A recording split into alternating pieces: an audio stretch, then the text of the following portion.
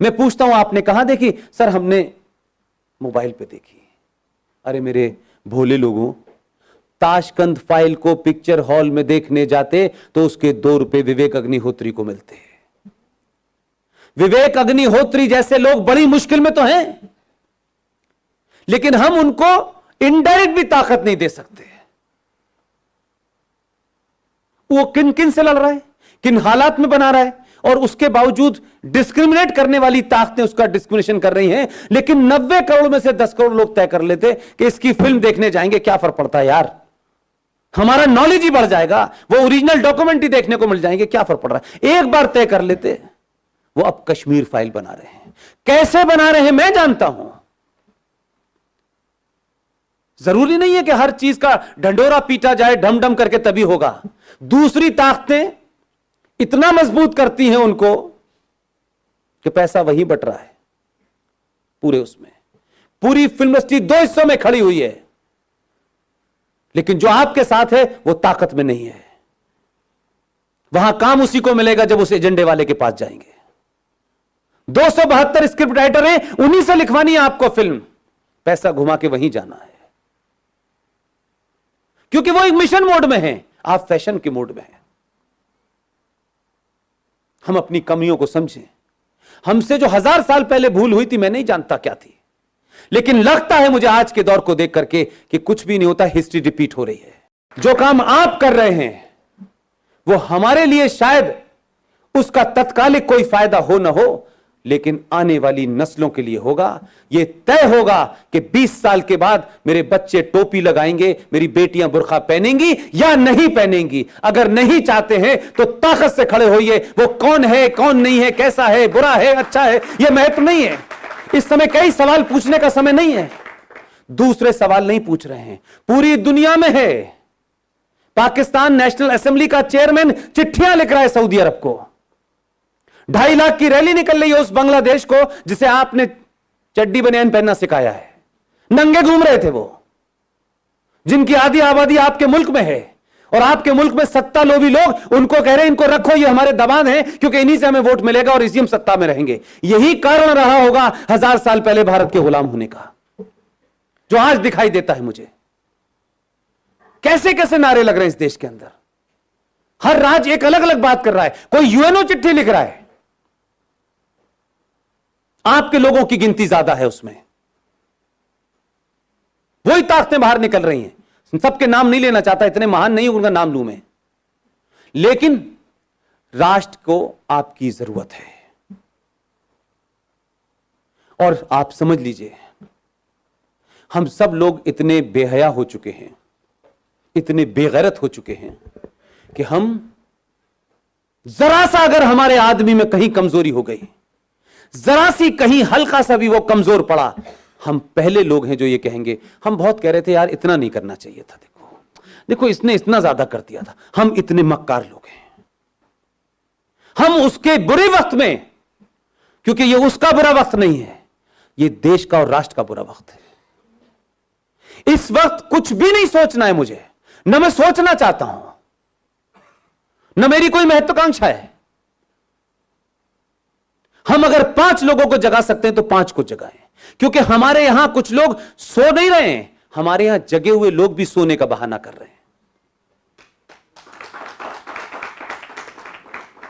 लिहाजा ऐसे सम्मेलन हर दिन होने चाहिए, हर जगह होने चाहिए, सड़कों और चौराहे पर होने चाहिए और खुले में होने चाहिए, ताकि एक बार में लाखों लोग सुने।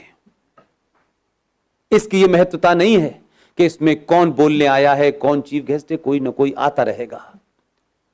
और आपने सोचा भी नहीं होगा कि इस देश में 15-20 लोग इसी समय देश के अलग अलग कोनों पे बोल रहे हैं। उनका किसी पार्टी से कोई संबंध नहीं है, वो किसी पार्टी के ऑफिस नहीं गए। हमारा राष्ट्रवाद राज्यसभा की कुर्सी तक महफूज नहीं रहना चाहिए। अब हम राज्यसभा में आ गए तो हमारा राष्ट्रवाद पूरा हो गया, अब हमें सत्ता की मलाई खानी है। उससे पहले हम बहुत राष्ट्रवादी थे। मैंने कई लोगों को रातों रात बदलते देखा है पिछले 6 महीने में, माफ कीजिएगा। एकदम दुकान बंद हो गई है उनकी, अब वो पॉलिटिकली करेक्ट हो गए हैं। अब उन्हें उन लोगों में बैठना है जिन्हें इंटेलेक्चुअल कहा जाता है। अब उन्हें हिंदुत्व की बात करना थोड़ा सा ऐसा लगता है, भाई देखो हमें ध्यान तो रखना चाहिए, इस देश में 35 करोड़ मुसलमान हैं, तो 6 महीने पहले क्यों बोल रहे थे? इसलिए आपके यहां ईमानदारी नहीं है। 15-20 लोगों में, चाहे मेजर जनरल जीडी बख्शी हो, कर्नल RSN हो, सुशील पंडित हो, गौरव आर्या हो, ललित अंबरदार हो, इनमें से कोई एजेंडा है किसी का? रोज टेलीविजन पे आप देखते हैं, रोज कहीं ना कहीं भाषण चल रहा होता है उनका। किस लिए? क्या सिर्फ 90 करोड़ हिंदुओं में यही 10-15 लोग हैं? क्यों नहीं हर घर के अंदर 2-2 लोग पैदा हो रहे हैं? क्यों हम ये मानते हैं कि राष्ट्रवाद एक शाम में चाय पीने जैसा है, कोई थोड़ी देर के लिए राष्ट्रवाद भी बात कर लें? कुछ लोगों का राष्ट्रवाद 9 बजे रिपब्लिक टीवी देख के शुरू होता है और 11 बजे कहते हैं बस भारत माता की जय, सो जाओ। राष्ट्रवाद जीना होता है। अगर आपको अपने पे गर्व नहीं है, अपने इतिहास पे गर्व नहीं है, आपको बौनों जिन्होंने गुलाम बनाया है, अगर आप उनको महसूस कर रहे हैं, आप उनको मजबूरी में आपको झेलना पड़ रहा है, तो इसका मतलब यह है कि आपके अंदर कोई अपना स्वाभिमान नहीं है। जिसमें स्वाभिमान नहीं होता उसे राष्ट्र की कोई चिंता नहीं होती। उसको किसी भी हालत में रख दो, वो एडजस्ट कर लेगा, वो नाम बदल लेगा, वो धर्म बदल लेगा, वो लड़की की शादी करके एक नया रिश्ता बना देगा और नाम लगेगा, रख लेगा अपना शब्बीर कुमार। वो कुछ भी कर लेगा। अगर जागृत समाज होता तो उस दिन बोलना चाहिए था जिस दिन गुलशन कुमार की हत्या हुई थी। आप 3 चीजें रख रहा हूं रवि भाई, ध्यान दीजिएगा। इस देश की प्राइमरी एजुकेशन को हमने क्रिश्चियंस के हाथों सौंप दिया है, राइट? इस देश के इतिहास को हमने 70 सालों में कम्युनिस्टों के हाथों में सौंप दिया था। और तीसरी चीज बताऊं, इस देश का एंटरटेनमेंट आपने जिहादी मुसलमानों के हाथों छोड़ दिया है। आपकी तीनों चीजें आपके पास नहीं है, इसलिए गुलशन कुमार की हत्या हुई, आप समझे ही नहीं कि उसका क्या मसला था। गुलशन कुमार की हत्या भारत की एंटरटेनमेंट इंडस्ट्री के अंदर भजन, कीर्तन और मंदिर को बाहर कर दिया उसने। और अब मौला रे मौला होता है, लड़की हिंदू घर की होती है, लड़का मुसलमान घर का होता है। हर फिल्म में बताया जाता है इस्लाम कितना अच्छा है, हर फिल्म में बताया जाता है कि मुसलमान कितना अच्छा होता है। आपकी नई जनरेशन इसी चक्कर में गफलत में है। ना आपने खुद इतिहास लिखा है, ना प्राइमरी एजुकेशन आपके पास है, ना ही इंटरटेनमेंट का कोई नैरेटिव आपके पास है। इसलिए दिवाली पे सलमान की पिक्चर रिलीज होगी, ईद पे शाहरुख की होगी और क्रिसमस पे आमिर खान की होगी। आपकी फिल्म कहां बन रही है, कैसे बन रही है, पता नहीं है। हम अपने आइकॉन नहीं ढूंढते। और कोई आदमी राष्ट्र के लिए बिना किसी लालच के कोई काम भी कर रहा होगा तो सबसे पहले हमें उसी के अंदर कुछ नुस्ख निकालना होता है। हम उसको कैसे मजबूत करें इसकी हमें चिंता नहीं होती। हम एहसान करते हैं।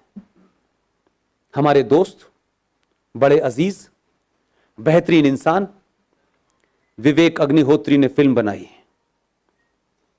Tashkent file. आपको कुछ कुछ चीजों का अंदाजा है? इस बार के एक बड़ा अवार्ड मिलता है, उस अवार्ड में 2 ही फिल्में फाइनल हुई लंबी 10 फिल्मों में से। एक कोई गिल्ली डंडा फिल्म बनी थी, क्या बनी थी, कुछ गली बॉय, एक वो थी और एक ताशकंद फाइल थी। दुख दूसरा है मेरा, सत्ता बदली लेकिन अभी व्यवस्था नहीं बदली है। जिस मोहतरमा ने नरेंद्र मोदी को चिट्ठी लिखी 50 लोगों के साथ में सूड और मक्कार इंटेलेक्चुअल्स के नाम पर, उस बंगाली महिला वो उसकी चेयरमैन थी। उसने ताशकंद फाइल को इसलिए नहीं लिखा कि उसने प्रधानमंत्री को चिट्ठी लिखी थी कि इस मुल्क में इंटॉलरेंस बढ़ गई है और हिंदू गुंडागर्दी सबसे ज्यादा हो गई है। तो वे विवेक अग्निहोत्री की फिल्म को उसने फाइनल नहीं होने दिया और गली बॉय को दे दिया।